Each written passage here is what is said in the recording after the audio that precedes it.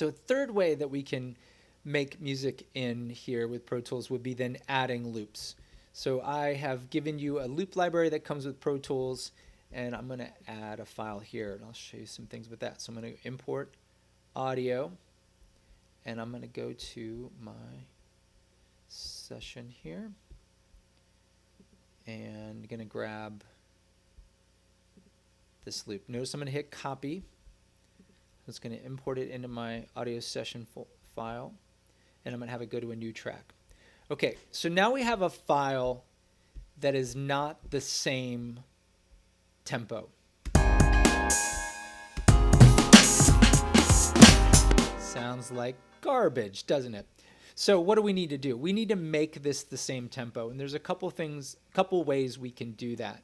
And Elastic Audio is definitely the easiest way. So let me show you that. So Elastic Audio happens down here, and we're going to grab this, and we've got a couple different ways that we can have this happen.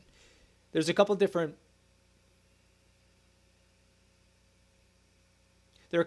protocols.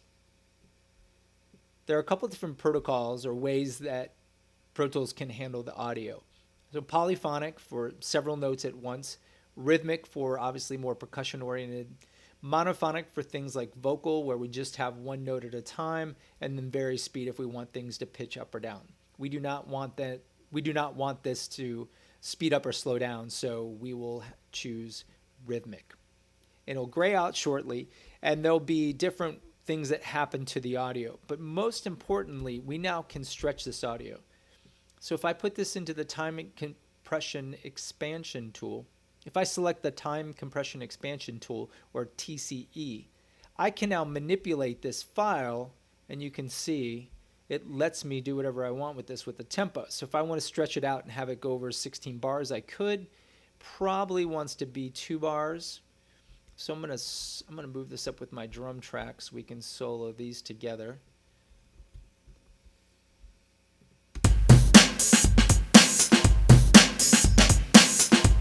So that's cool. I can stretch it out and see what it sounds like if I do 8 bars. And you can hear some of the artifacts.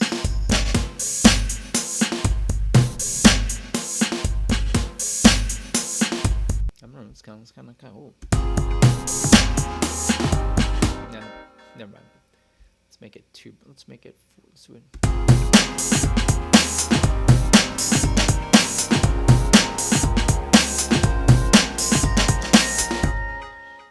So that's as simple as it is to then get that loop to fit. And again, it has to be a perfect loop. So this is where your sense of timing and rhythm comes into place. If it's not looped correctly for you, you might have to make that happen. In this case, it was already chopped up as a loop because it was given to us through the Pro Tools library, which I will give to you. So it's already a perfect loop, and then I just needed to conform it to the tempo of my session. Now, it's a totally different thing if I want to move this whole session tempo up or down. That's beyond the scope of what I want to talk about in this, but it's possible. But right now, I want to conform that loop to my tempo, and that's as simple as it is. So you grab Elastic Audio, have it process the audio, and then use the TCE tool to move it to the number of bars you want. Make sure you're in grid mode and that you can see your grid lines. If your grid lines go away, you can see you can toggle here. That sometimes happen. And in this MIDI window, if that's not toggled on right here, then the grid lines won't be visible either. And that's super annoying.